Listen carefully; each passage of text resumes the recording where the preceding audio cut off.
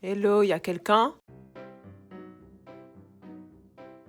Hello la famille, j'espère que vous allez bien. Je suis de retour, Tracy Finger, pour vous raconter la Bible à ma manière. Comme vous pouvez le voir, je vous ai accueilli dans ma nouvelle chambre. Et aujourd'hui, on va parler de la Pentecôte. Et je trouve que le décor va pas vraiment avec l'histoire. Donc, histoire qu'on se plonge un peu dans la vraie histoire, venez avec moi. C'est parti, let's go. Tracy raconte la Bible à sa manière.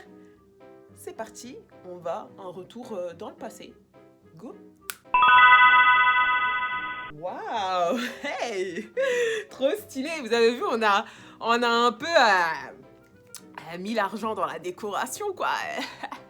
Ah, ça fait un peu plus vrai comme ça, non, n'est-ce pas? Ok les gars, donc on va commencer. En gros, le jour de la Pentecôte, tous les apôtres ainsi que leurs bros, leurs sistas et tout étaient posés dans une maison. On dit pas exactement ce qu'ils faisaient. Peut-être que certains étaient en train de boire un café, d'autres étaient en train de prier, d'autres étaient en train d'échanger sur la parole. Peut-être que d'autres étaient en train de jouer aux jeux vidéo. Ok, il n'y avait pas de jeux vidéo, mais bon, on a dit je raconte l'histoire comme j'ai envie de la raconter. De toute façon, qu'est-ce qu'on en sait? Peut-être qu'à l'époque, il y avait des télés, des consoles, après ça a disparu, c'est revenu. On sait pas, la mode, ça vient, ça part, ça se démode, on sait pas. Et ils jouaient peut-être à FIFA 1. Ben oui, à FIFA 1. L'an 1 après Jésus-Christ. Non. Ok, d'accord. Et tout d'un coup, il y a eu un vent impétueux, c'est-à-dire un vent très fort, un vent qui a fait un bruit, je pense, comme un tonnerre. Mais qu'est-ce qui se passe? Que les filles, on a toujours quelque chose à dire, on a toujours besoin d'amener un commentaire à tout ce qui se passe. Je suis désolée, mais moi, tout à l'heure, j'ai consulté mon iPhone.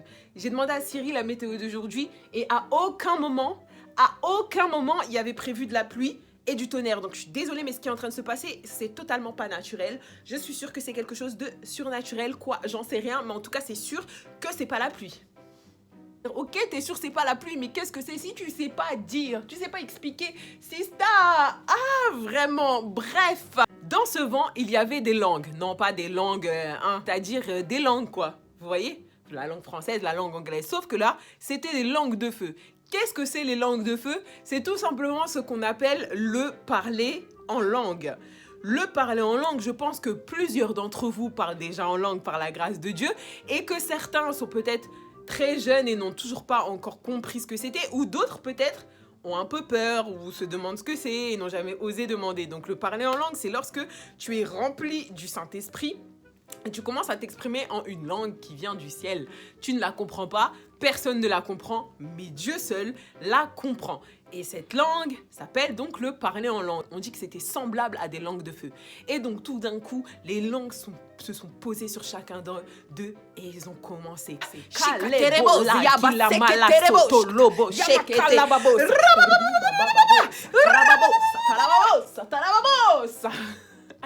Donc chacun fut rempli du Saint-Esprit, saisi par l'Esprit, commença à parler en langue. D'un seul coup, ils ont commencé à parler en d'autres langues. En gros, ils ont commencé à parler en des langues terrestres. Ouais, des langues terrestres. Mais certains ont commencé à parler anglais.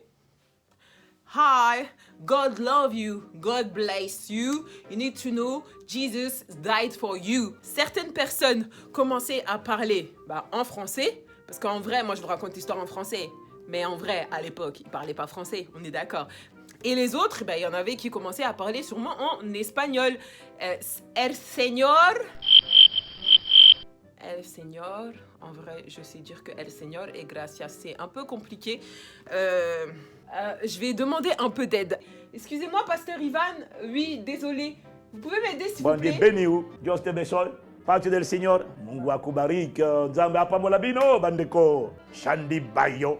Voilà, c'est ça. Voilà, je vous avais dit, pasteur Ivan, il est rempli du Saint-Esprit. Merci, Daddy. Ok, donc ils ont tous commencé à parler en différentes langues. Mais en fait, à ce moment-là, à Jérusalem, il y avait plein de monde qui était en séjour. Donc il y avait des gens qui venaient de la Grèce, de l'Italie, de l'Espagne, de la Hongrie, de la Côte d'Ivoire, du Congo, du Cap-Vert, de la France, du Luxembourg, de la Belgique, de la Martinique, de l'Éthiopie. Bref, ils venaient du monde entier. Et puis eux, quand ils ont entendu le bruit, ils se sont dit wow, wow, wow, wow, wow, wow, wow, wow, wow, wow. Il se passe quoi là? Hey! Tout à l'heure, j'ai consulté mon téléphone, Siri exactement, oui, parce que j'ai un iPhone. Team iPhone. Siri ne se trompe jamais et à aucun moment il a dit qu'à Jérusalem, il allait faire un mauvais temps, de l'orage ou pluvieux ou quoi que ce soit. Donc je suis désolée, mais ça peut pas être la pluie. Siri, qu'est-ce qui se passe actuellement? Je ne pense pas connaître la réponse. Si Siri n'est pas au courant, c'est qu'il se passe rien. Mais d'où vient ce bruit? Je pense que c'est par là. Allons-y. Ils se mirent tous à courir. Mungu akubariki. Nzambe apamola bino bandeko. Qu'est-ce que c'est que ça? Ils entendaient des personnes parler dans leur propre langue à Jérusalem. C'était très étonnant parce que, je t'explique, à cette époque, frère, il n'y avait pas de cours d'anglais, alléluia. Il n'y avait pas de cours d'allemand, alléluia. Il n'y avait pas de cours de chinois, alléluia, à l'école. Tu vois, ni de cours de latin, la langue que jusqu'à aujourd'hui, on ne sait pas pourquoi on apprend ça à l'école, mais vas-y, tranquille, j'ai pas fait littérature. Mais en tout cas, à cette époque, il n'y a personne qui apprenait des autres langues à l'école. Tu te retrouves à Jérusalem. Les gens commencent à parler français, égyptien, anglais, swahili, etc., lingala, wolof. Tu commences à te dire, mais...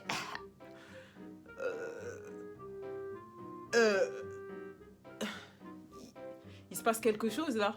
Eh, viens voir. C'est des Galiléens, on est d'accord. Ok. Frère, pourquoi je les comprends? Explique-moi. Pourquoi I understand them? Hein? I speak a little bit English because my grandmother was come from the England. So how can I understand what they say if I'm French? And you are English, you understand what he said, okay? So what happened? I don't know, you know? I really don't know. It's really strange, yes. Yeah. You speak a good English. Not a good accent, but yes, thank you very much. I speak a little bit, mais yes, it's good, thank you. Et jusqu'à là, Siri n'explique rien du tout à ce phénomène. Donc je suis vraiment désolée, mais je pense que c'est vraiment bizarre ce qui se passe. Ok, merci Martine pour la deuxième intervention avec Siri. Remercie Siri, ne note pas. Et ça, c'est Martine qui fait une intervention inutile. Soit t'as le gars qui pense être le plus intelligent, qui débarque et qui dit « Mais les gars, mais c'est rien !» Je vous le dis, ils sont juste totalement défoncés. Totalement déchirés, ça se voit, ils ont bu trop de vin. Mais s'ils sont bourrés, je comprendrais pas ce qu'ils disent. Oh, mais... J'avoue que l'alcool te fait pas parler dans une langue que tu comprends pas. Pardon, excusez-moi de mon intervention, je m'en vais. Donc à ce moment-là, Pierre, il débarque et en gros, il leur dit, mais... les gars, concrètement, ok, parfois on peut boire du vin, mais on est chrétien, donc être bourré, c'est péché. Donc non, c'est pas l'alcool. Tout simplement, ce qui se passe, c'est quelque chose d'extraordinaire. Jésus nous avait prévenu parce qu'avant qu'il remonte au ciel, il nous avait dit, il est préférable que je m'en aille et je vous enverrai un consolateur. Et ce consolateur, c'est le Saint-Esprit. Et c'est ce qui vient d'arriver le jour de la Pentecôte. L'Esprit de Dieu est descendu sur tous les enfants de Dieu. C'est ce que le prophète Joël avait annoncé en prophétie. Que Dieu disait qu'à la fin des temps, il allait déposer de son esprit sur chacun d'entre nous et que nos filles et nos fils prophétiseront, que nos vieillards auront des songes. Après, il a commencé à leur prêcher, à leur prêcher, à leur prêcher. Et d'un seul coup, les gens, ils étaient là.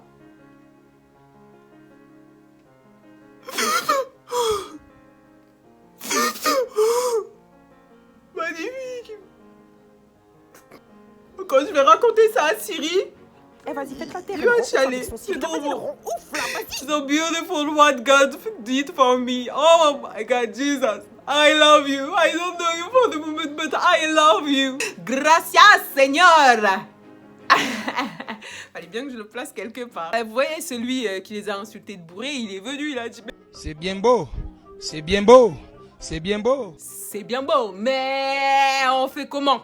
Frère, on fait comment? Et Pierre leur dit tout simplement, repentez-vous, soyez baptisés au nom de Jésus-Christ et vous recevrez le pardon de vos péchés et vous recevrez le Saint-Esprit en vous. Et ce jour-là, il y a eu genre 3000 3000 personnes qui se sont données à Jésus. Waouh! Tous ceux qui sont restés à Jérusalem ont commencé à vendre leurs biens, à partager ça avec les autres frères et sœurs. Ils vivaient ensemble, dans la communion fraternelle, dans l'amour, etc. Ils mangeaient le repas du Seigneur, ils partageaient la parole de Dieu, ils priaient ensemble, ils adoraient, ils louaient Dieu. Il est bon de louer Dieu, alléluia. Il est bon de louer Dieu, oh louons-le. Oh louons-le. Le King m'a validé. Tu peux pas m'arrêter car le King m'a validé. Tu danses ou tu danses pas. Martine, Tu go danses, Martine, tu danses pas. go, go. À travers chacun d'entre eux, chaque jour, le Seigneur convertissait des âmes et encore des âmes et encore des âmes et encore des âmes. J'ai une bonne nouvelle. La Pentecôte, tu peux la vivre tous les jours. Tous les jours, des personnes donnent leur vie à Jésus et tous les jours, des personnes reçoivent le Saint-Esprit. Mais aussi tous les jours, des personnes peuvent recevoir le baptême du Saint-Esprit. Tu n'as pas besoin d'attendre le week-end de la Pentecôte pour l'avoir. Moi, personnellement, je l'ai reçu en avril 2016. C'était pas la Pentecôte. Donc, toi aussi, si tu veux recevoir le baptême du Saint-Esprit, je t'invite vraiment à prier pour cela, à demander au Seigneur de te remplir, d'être baptisé de feu et d'esprit et que tu puisses voir la manifestation de ce baptême par le parler en langue. Et je crois sincèrement que toi aussi, tu vas commencer à rebabo shakaterebo. Ça, voilà. En tout cas, moi, ça me fait plaisir de tous vous revoir. On se retrouve bientôt pour un nouvel épisode de Tracy Raconte. Et sur ce, je vous fais de gros bisous. Bye!